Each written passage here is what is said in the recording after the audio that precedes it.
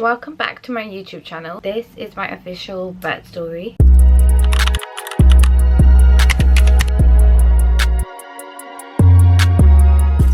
I hope that you guys are all well. As you guys can tell from the title, this is going to be my birth labor story. I know you guys have waited for this for so long. I'm actually 4 weeks postpartum today, and it literally occurred to me that I've been prolonging this video out for so long, so I decided we're going to get up and we're going to film this video today, and here we are.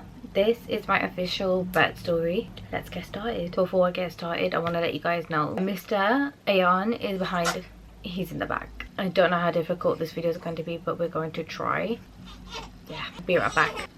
We are a little troublemaker. He's like, yeah mama, I'm gonna pull your hair. Right, you gotta let mama record this video because people have been waiting, so we need to get this done. It's going to be very difficult because obviously I'm not ready to show him yet. I feel like this is going to be the best this angle is going to get. Anyways, this is my birth vlog. So just a little context, I was induced at exactly 37 weeks. The reason why I was induced was because baby was growing small. Let's backtrack all the way to about 20 weeks when I had my anomaly scan. They found out that baby was quite on the small side, and since then I kind of started having regular scans. I kind of like always knew that I was going to have another complicated birth just because my first was very complicated. This one more so wasn't high risk, as you know, in comparison to my first, which was definitely high risk, but there was a lot of factors that made me think this was going to be a high risk pregnancy slash birth again. But yeah, baby was growing small, had loads of scans. It got to a point where he started dropping on the centiles. He went from the 10th to the 5th to the 3rd. Got to a point where he was basically on the 1st, and they noticed that his weight started to drop. So from 30 weeks onwards, I was monitored every 2 weeks. I was having, I think they call it the advanced scans, and they said obviously baby's kind of working a little too hard. He was actually taking a lot more blood flow to his brain. Obviously that made them think, okay, clearly something is wrong. Now I had a feeling that it was probably my placenta that was the problem. Yeah, I mean, I still don't know exactly why baby didn't grow, but he was definitely not growing. So they said that we will probably have to induce you.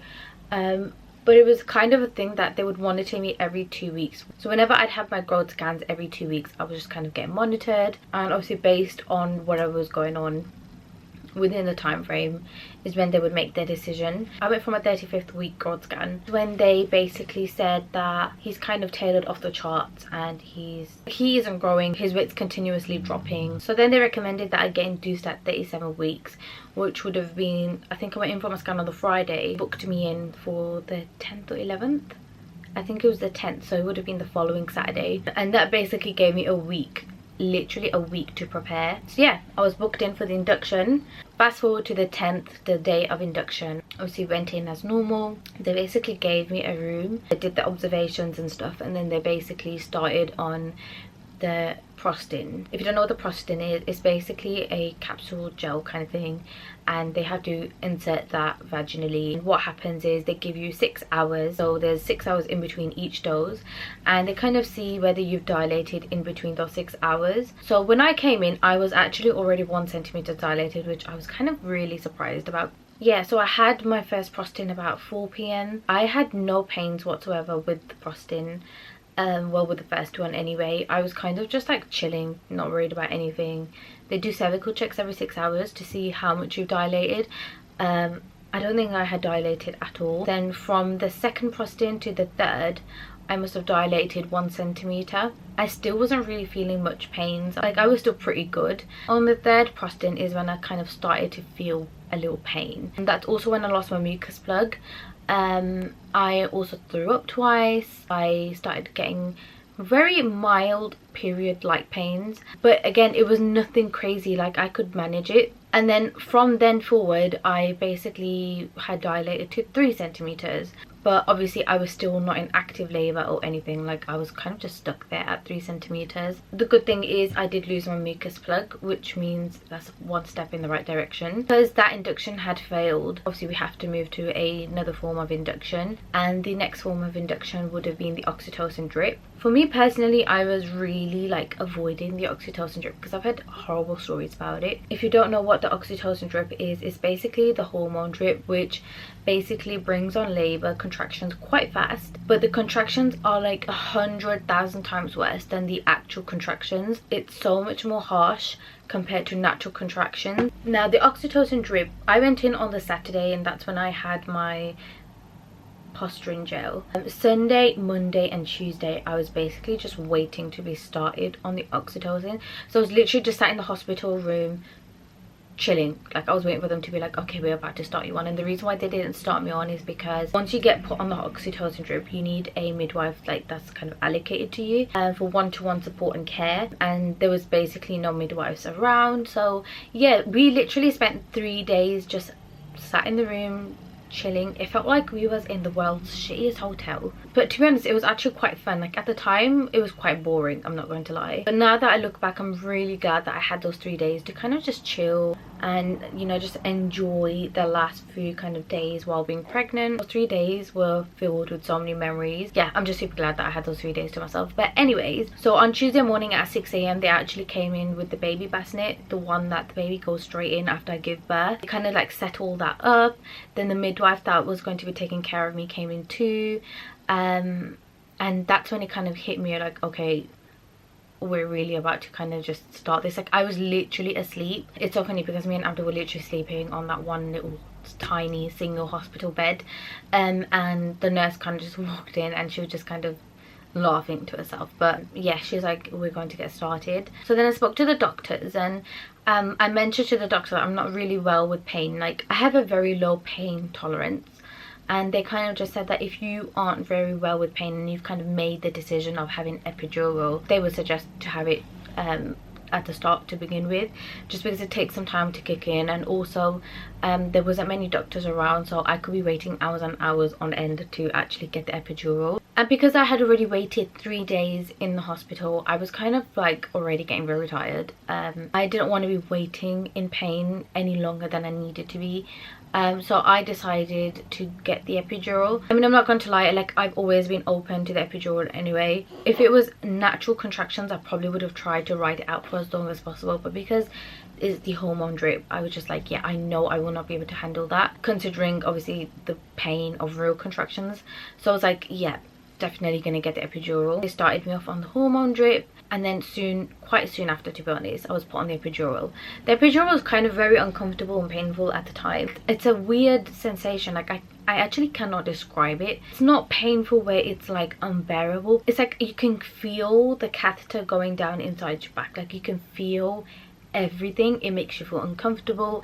There's a part when they're installing or popping in the epidural where you can kind of feel like this electric shooting pain, and yeah, that was like the worst part. Obviously you have to sit there, you know, in a certain position. Like yeah, the actual putting the epidural in, yeah, definitely did not like that part. But I'm not going to lie, if it wasn't for the epidural, I probably wouldn't have enjoyed my labor as much as I did. Honestly, I didn't feel a thing. Like I was numb all the way down. Like obviously I was very sore, I was very swollen. I didn't feel any contractions whatsoever. There were a lot of complications because they couldn't really pick up my contractions on the monitor, which made it a whole 10,000 times harder because they just couldn't tell when there was a contraction kicking in, and because I'm numb, I cannot tell them that I'm having a contraction. So that made things a lot harder than it needed to be. But the way they were kind of tracking the contractions were by feeling my belly. So whenever it went hard, they were like, okay, we're having a contraction, and that's kind of the way they were doing it throughout. The crazy part is the first time they tried to break my waters, I actually had a bit of a panic attack and they had to stop, so I bled lots and lots. And the reason was for that was I was having the gas in air, and all I can remember was flashbacks coming back from my first kind of labor and delivery. I just remember like seeing all these visions from my first labor coming back in, emotions that I was feeling when I was in labor with my firstborn. A lot of the trauma and PTSD just instantly kicked in. I was kind of like shutting down my body, and you kind of just meant to like be free. You're meant to just let them do what they need to do. And I remember like at the time 3 or 4 people must have tried to break my waters and they just couldn't do it. The first time they actually did do it, yeah, they couldn't. And naturally my cervix was quite back as well. They did feel the baby's head, which was kind of reassuring, but yeah, my cervix was quite back, so it was very difficult to break my waters, and I just had to take a break the first time round. On the 3rd attempt they finally actually managed to break my waters. But yeah, so they broke my waters. I was popped on the oxytocin, and yeah, they were kind of just constantly checking if I was dilated or not. It is kind of still a blur because I was kind of just out of it. I was really tired, but every 4 hours they kind of do some checks to see how much you've dilated. And I think midday they got to a point where they checked me and I was only still 3 centimeters dilated. Because there was no obvious progress, they kind of were like, okay, we'll give you another 4 hours to see where this goes. So they left me on for another 4 hours. Upon my second dilation check, so my midwife actually checked me and she was like, okay, you seem to be 6 centimeters. This is the part where it all gets very, very serious. So when the midwife actually checked me for the second time round, she was like, okay, you seem to be 6 centimeters dilated. And I was so relieved because in my head I was just thinking, what if I don't dilate, and what if I have to go for a C-section? That's the last thing I want. But she told me that you're 6 centimeters dilated, and I was like, okay, you know what, this feels amazing. And I truly did believe her, because every single time I had a cervical check, it was so painful. This time round, naturally, because my cervix was quite back, they were kind of reaching for it, but this time it just felt so much more easy. I didn't really need to take much gas and air. It just felt like I actually had, you know, kind of dilated, as if my cervix had dropped down. You have to remember, obviously I'm on the epidural, I'm numb, so I can't really feel a thing, which is what made it quite hard to determine if I felt like baby was coming down or not. But yeah, like, I actually felt like I was dilated. They did call another doctor to check if, you know, they thought I was 6 or not. That doctor was like, no, I still think you're 3 centimeters. So I was kind of like in between, like, who do I believe? Am I 6 or am I 3? And when the doctor was talking, you're just kind of like, okay, well, you know, if you don't dilate, you know, we're going to have to think of another plan, because you can't sit on the oxytocin drip for too long. By the way, I forgot to mention, every single time I was having a contraction, baby's heart rate kept dropping, which is why they kind of had to be like, okay, we cannot do, you know, the hormone drip for too long. Every time I was having a contraction, Ayan was distressed, so they were kind of just like, clearly he's not liking it, and obviously his heart rate would drop. At that point, I was kind of just like, okay, I could potentially be looking at having a C-section if it involves the risk of my baby. And that was like the only way I would ever go for a C-section anyway, like if my baby was at risk or if I was at risk. When they told me you're 3 centimeters, I was very disheartened. I was like, we're still stuck at 3 centimeters.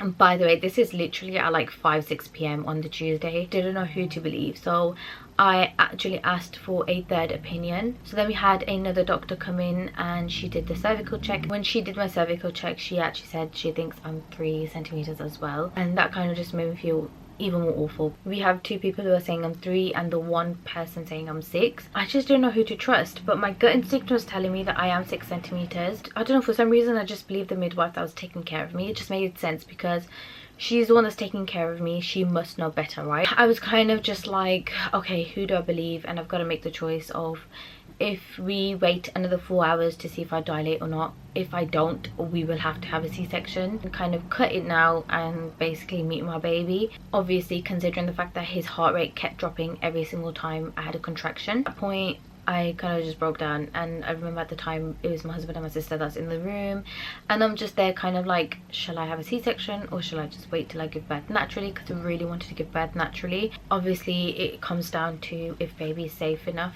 to, you know, for me to continue on the hormone drip. Believe it or not, I literally had then asked for the C-section papers. Like, I had fully just kind of come to terms with that. Like, I was not ready for the C-section, but I knew that that was probably the best thing to do in that moment. So yeah, I read through the C-section papers and I signed the document. Just after I had signed the document, this is going to sound so unreal, I started to feel pain out of nowhere, and obviously I'm numbed down, so the only thing I'm saying in that moment is the catheter is hurting, because obviously I'm feeling the pain down there, but I don't know where from. Out of nowhere, I'm kind of like screaming. I'm just screaming in agonizing pain, saying, you know, there's pain, like I'm dying, it's unbearable, something's not right. And as I'm saying that, out of nowhere, like 3, 4, 5 doctors come in, and they're trying to find baby's heart rate because he kind of just like disappeared. You know, the baby monitors, there's like 2 kind of little circle monitor things on your belly. They kind of just like throwing me around, shoving me around, and I'm numb. I don't feel a thing, but I can kind of also feel them moving me around. See, as they're doing, I'm feeling even more pain, and I'm like, I'm in pain, like you need to take me seriously, I'm in pain, something's not right. They would just kind of like, give us a second, we need to find the baby. And they've got this like very, very serious straight face. Yeah, I think they pressed the emergency button because when they were checking for the baby on my stomach, he kind of just disappeared. It sounds so weird, but yeah, they were no longer able to track his heart rate. So they pressed the emergency button, and then the next thing you know, there's like so many doctors and nurses and midwives coming in.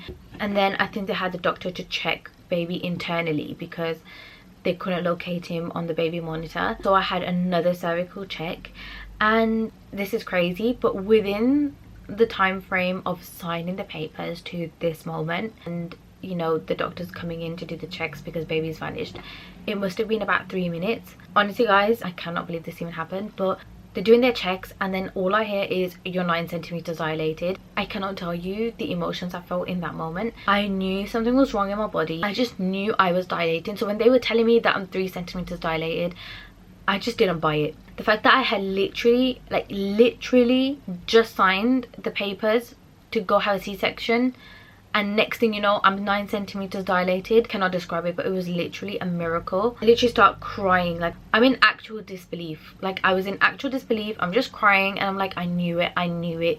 I followed my body. And for me, this was so important because I wanted to follow my body and my gut instinct throughout the whole pregnancy, throughout the whole labor. The first time around with my firstborn, like, I didn't do any of that. I kind of let the doctors and the midwives do what they needed to do, and I thought they knew best. I didn't listen to my body. I didn't trust my body, and that's where I effed up. If I had listened to my body, I wouldn't have gone through what I went through. So this time I promised myself to listen to whatever my body says. I just knew in my heart that I was dilated, and the only reason why I agreed to do a C-section was because I was like, okay, this is about the baby's health and safety. So yeah, I'm 9 centimeters dilated, and they're basically telling me that we won't be going for a C-section because I think I'll be having the baby within the next hour. And it's funny because I'm telling them I won't be having the baby within the next hour because I need to push right now. The midwife, the doctors, they're like, no, you need to not push, save the energy, you're not ready to push just yet, you'll probably be here for about an hour. At that point they took me off the epidural as well. Yeah, so they basically kind of like, don't push yet, save the energy, you know, you got about an hour and a half to go. And I'm like, I need to push. They kept telling me that you didn't need to push, and I'm just constantly telling them, look, I need to push. And at that point there was no one in the room, and I was kind of really scared because like I had the urge to push, and I was like, what if the baby comes flying out and there's not a single midwife or doctor in place? I told my husband, I told my sister, like, go get the midwife right now, I need to push. The midwife that was actually taking care of me was like, okay, if you need to push, I'm gonna let you push. And yeah, I started pushing. Before I pushed, she checked, and I was in fact 10 centimeters dilated. And this is another like minute or 2 minutes from when I've just been told I'm 9 centimeters. They've just told me that I'll be another hour before I give birth, and within the next minute or 2 minutes I'm now 10 centimeters. So again, another miracle. I'm like, I need to push, and then they kind of say, okay, push. So then I start pushing. It is about 7 p.m. now. Yeah, I just start pushing, and I reckon I probably pushed him out on the 3rd or 4th push. He literally just came out. There was not a single tear. There wasn't any forceps used. Yeah, he just came straight out. I managed to push him out. There was a lot of blood loss. Like, I had lost, I think, 1.8 liters of blood. I cannot describe it, but the way things just kind of took a turn, it's still a miracle. I still don't know how I did it. And yeah, that was it, guys. Like, I pushed him out. They did what they need to do. Yeah, I stayed in for about a day. The next day they did the checks on me, baby.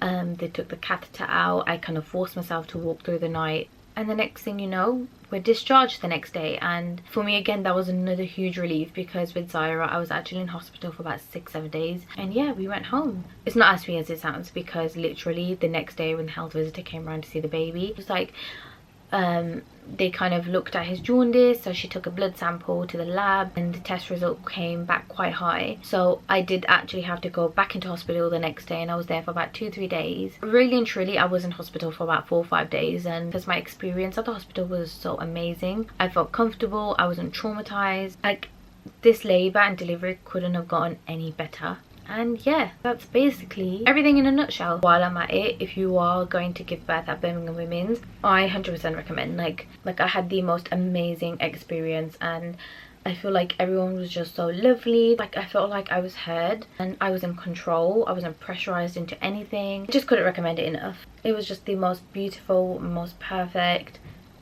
labour and delivery. Fast forward today, we're actually 4 weeks postpartum. In 3 days he's going to be 1 month old. That is literally crazy. Like, I'm sorry, but literally, I don't know how, but time is literally flying. Actually cannot believe we're already on the 10th of September. Where's time going? We're literally about to go into 2025. But yeah guys, that's basically my labour and delivery. I feel like this video is going to be very, very long because I've just been yapping for half an hour straight. I hope that my experience kind of helps you guys. Oh, another thing, a lot of you guys asked what his birth weight was. He was actually bang on 5 pounds, so he was indeed actually small, and then obviously his birth weight naturally dropped after he was born. Yeah, he is a very, very tiny baby, so they weren't wrong when they said my baby is small. I hope you guys enjoyed hearing my labour and delivery story. If you are about to give birth, honestly, go in with an open heart, have faith and be confident within yourself. Trust your body, trust your gut. Your body is made to do this. Don't let anyone pressure you into doing something you are ready to do. I am so glad that I followed my body this time around, and yeah, I regret a lot of things with my first birth, but this kind of healed me in another way because it allowed for me to, I don't know, it just healed me in ways that I cannot explain. He's, you know, here, all healthy. I wouldn't have it any other way. Wishing any moms that are about to give birth the best of luck. I'm actually debating whether me and Abdul should come back on our couples page and actually talking about it now that I'm vlogging on my own page. So I'm not promising anything just yet, but there's a chance that we might actually come back. Papa is quite knocked out, very well behaved throughout this video. He's kind of just stayed asleep. But yeah guys, that's basically the end of this video. Give it a thumbs up, leave down a comment, go ahead and definitely follow all our other social media platforms, and most importantly, don't forget to subscribe. Appreciate the love and support that I've been getting on my YouTube channel. Like, you guys are really motivating me to keep consistent. I wasn't expecting this love and support anyway, but yeah, no, thank you for everything. It literally makes all the difference. I'm gonna cut it there, and hope to see you guys on my next video.